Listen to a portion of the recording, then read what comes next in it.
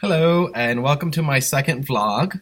We're going to be discussing week 3 and recent course happenings and noticings.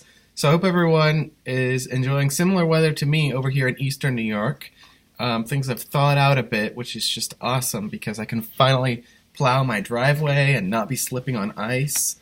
And so it's just a nice time. It's sort of like little hints of spring and getting ready to get my garden started in my backyard and all kinds of stuff. So I hope that wherever you are, your winter, midwinter, all that is working out well. And if it's super cold where you are, then hope you're bundling up. So let's dive right in. Some discussion board reminders. Okay, since we're working mostly asynchronously, the discussion board is one of the really main sources of whole group dialogue. So I urge you to take the discussion boards even more seriously than you may currently be. So I didn't want to break things down into an atomistic type rubric, but I did give a description of my expectations in the syllabus. And our overall goal is just to create a community of inquiry where collegial and passionate discourse can occur in a supportive environment.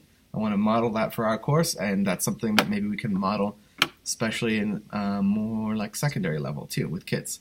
So, not to read from the syllabus, but my syllabus says participation in the discussion board is an integral part of this online graduate level course. We'll provide you a forum for discussion on a wide variety of topics pertaining to MLT plus composition generally, articles we read, as well as your own projects. The discussion board will be hosted on UB Learn, similar to Dr. R.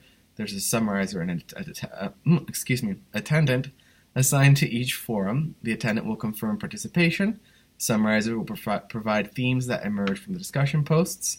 Neither the attendant nor summarizer are grading the posts, only the instructor grades. Some weeks we may cancel as needed and depending on workflow. Rubric available upon request. So, really just in terms of action steps, I'm thinking just 3 rules of thumb that we just need to see. And it's pretty simple, honestly. It's not that bad. Also, it might serve you well in any other UB online class. Number 1, just make sure to comment on 2 or 3 other folks' posts each week. And the timeliness helps so that they can see it while their brain is still thinking about it. Again, I don't want to crack down like atomistically on this and provide, tie grades like directly in as a disincentive. I really want it to be organic. But anyway, rule of thumb number 1, 2 or 3 other people's posts. Rule of thumb number 2, just make sure that you try and respond to whomever says anything towards you or comments on your comment or your post or your reply. Try and get right back to that person, even if you just say, hey, thanks, or try and answer their question like, I think that this might be the answer to your question. Does it answer your question? So that's rule of thumb number 2. And rule of thumb number 3, this is a really big one, and I believe that it's going to be a helpful thing moving forward. If you just include a references section, you could really help the readers, myself, our colleagues in this class, and maybe anyone else who takes a look at your work. Even if you're citing from the course text, you can still throw that in. And your page number citation, your external source, like I said, it could spark something. And maybe we want to know where you're citing from to get that data or to get that opinion or that perspective, and then we can go back and say, oh, wow, that's so interesting. That reminds me of this. Or like, I might actually write my final paper about that. So please, please, please, those 3 rules of thumb, 2 or 3 other people's posts, respond to whoever replies to you, and a references section per APA, more or less, would be great. So, looking back at Unit 2, I'm not sure if I discussed this in my last vlog. As I said, vlogging is a new thing to me, so I'm trying to really make sure I hit everything and provide feedback to you guys in this format in addition to in written. So I noticed some questions still ongoing about where composition fits in with MLT. And as we know, just as a huge general comment, sequencing is super important for MLT. And like a personal anecdote I have is I was talking to a kid's parent here at the school, about a pre-college conservatory in our area. And this is a super rigorous program. Kids are learning like their Beethoven, Mozart sonatas, and all this awesome stuff. And it's like super, super, super high, like prodigy children achieving and stuff like that. So she was noticing, she's an educator too, the mom, that the master artists were instructing and were just like unhindered, she said was her word, by pedagogical frameworks, and could allow the kids to work on complicated music, college level music, all that stuff. And so I was thinking with my MLT cap on, like, she said, on the other hand, certain things were happening in like sequences and activities, which like for her second grade son, that like made zero sense to her. Like they were asking him to notate an F sharp major scale in second grade, like out of context was what I was told. And so, that's not totally sequenced or scaffolded for that kid at all. So that is really, one of the many benefits of this. Like you could be in a super focused, classical style, conservatory style environment, and yet if we don't have that sense of direction of like, okay, first oral, and then written, etc., then we could potentially be lost at sea, and that's never where we want to be.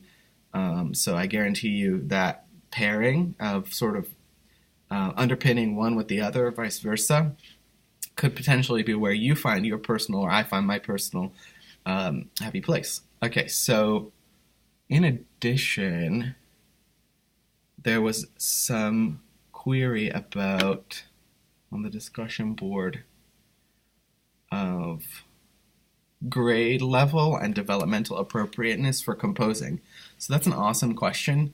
And on the one hand, we kind of could imagine that they would vary from kid to kid, right? Like certain kids have a proclivity for that, or maybe they have a musical aptitude towards that, whereas other kids maybe don't. It could be like the attention level, the focus level, the ability to feel comfortable with pen and paper or with the screen or whatever, abstract aspects of this really high order skill of composing. And I think no matter what style of composition, it's probably always going to be quite rigorous unless it's like super broken down and scaffolded, as we were discussing on the back on the board. I forget whose post that was where he talked about the scaffolding. But anyway, yeah, I mean, NAFME standards are really just the first starting place. And it can be a help when it comes time to design your exemplar lesson plan as one of our course deliverables. And also just like as a really good guiding point, like, if you can hit like, say for your 5th grade class, all of the NAFME standards, and they sort of list out for you the type of scaffolding that you'll need in terms of the creativity subgenre or the composition subgenre. And it'll say, and I don't have this pulled up right now to quote it for you, but it'll say like with X amount of teacher support, should be able to do Y and Z. And therefore, you can sort of take that as like, okay, we can definitely achieve this, and maybe you can plan out ways in which you've exceeded that, and then you can say, hey guys, look, we exceeded all of these things. So for me, that's like a real basic starting point. Andrew and some other people brought up improvisation, which is totally a great bridge into composition, especially for kids on the younger end, but also on the older end, and also adults if we really think about it. So on the one end, it could be as simple as making one opening or one fill in the blank into a 4-beat pattern. Like, what do you think, child X, should happen here? And then they make a choice. And once they've made a choice, a conscious choice, that will allow us to build up from there. And MLT as a framework can help us best sequence what are all those little stops in between point A and point Z, where there's no training wheels, and we say, write me an X, write me a piece, write me a song, write me a string quartet, etc. So, Gregory, I really loved your comment about spontaneous composition and how that can really reach across the human lifespan and be appropriate for all ages and different forms. I mean, it's fun, right? Like if you're in it and you're sort of improvising, you're at the keyboard or your instrument, you're like, cool, this is really fun. I love this. And next thing you know, at least speaking for myself, it's like, oh, wow, there goes half an hour. So absolutely. I think that as we go through the course, hopefully the way I structured it week by week, we're experiencing a few different styles, genres, and modes of composition. And so we can see ways in which there's some indeterminants or some chance in a lot of the modern, the postmodern, and all those composers. So we'll see um, more about the art form of composition, right? And like where spontaneity plays a role or doesn't. And I think it's a little different for every artist individually. And so all these nuances are great because we're sort of pushing ahead and we're able to start parsing it and processing it in terms of MLT, but also having sort of adult conversations like as artists or as educators who work with this art form in some way, shape, or form. So Unit 3. So the parallel, the crossover between 20th century modernism in MLT and Bernstein. I mean, I'm personally thinking about making room for clarity and just incorporating the idea and the notion of science and really solid, really, really research-based data. And, this is a context where, I mean, it's not exactly the same years, but in the context of the space race and the Cold War, we need to chart a course. We need to demonstrate the specific skill sets, proficiencies, break it all down because, and we're deciding music's place, deciding music's role. Is it important to cognitive development? Why or why not? Is this an art form that should be exalted, in like the Lincoln Center Plaza? That's something that Bernstein was part of in New York City in that scene. And it all kind of goes back to Eisenhower's National Defense Education Act of 1958, which, if you're not super familiar with, please go research it online. You'll hear a lot about it if you take LAI 606 as well, Foundations of Music Ed.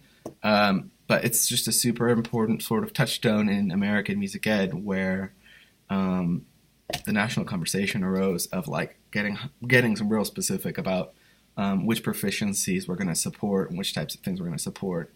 And so that's my personal take on some of the parallels between the two, is this notion of 20th century and this notion of modernism. And I think that's exciting because in 2018, we're the ones who are here who get to make some decisions, who get to interpret this, and we're sort of moving onward and upward into the 21st century. So please go ahead and post. I saw a couple people already posted for Unit 3, and I hope you enjoy all the readings. Some housekeeping. Don't forget my email survey responses. They were due today, and so as of now, we said end of day today, and it's almost the end of the day-ish. Option B has garnered the most votes, and so option B stated cancel weekly meetings and keep normal office hours policy. So it looks like that's most likely what we're going to go with because I have the most votes for that. And if you need me, just drop me a line. And other than that, we will connect asynchronously on the internet. And you're more than welcome to make your own study groups as well. I mean, you're resources for each other just as much as I'm a resource for you guys. So by all means, reach out to everyone, connectivism, don't hesitate to reach out. Office hours, we'll schedule it in. Where I work, right here where I'm at, is in the mountains of western Massachusetts. So my Google Hangouts is a little funky some of my times, but I love telephone, and I'll also do Google Hangouts. So zotique@buffalo.edu, and I will let everybody get on to their weekends. So enjoy, take care, and I'll talk to you all later. Bye-bye.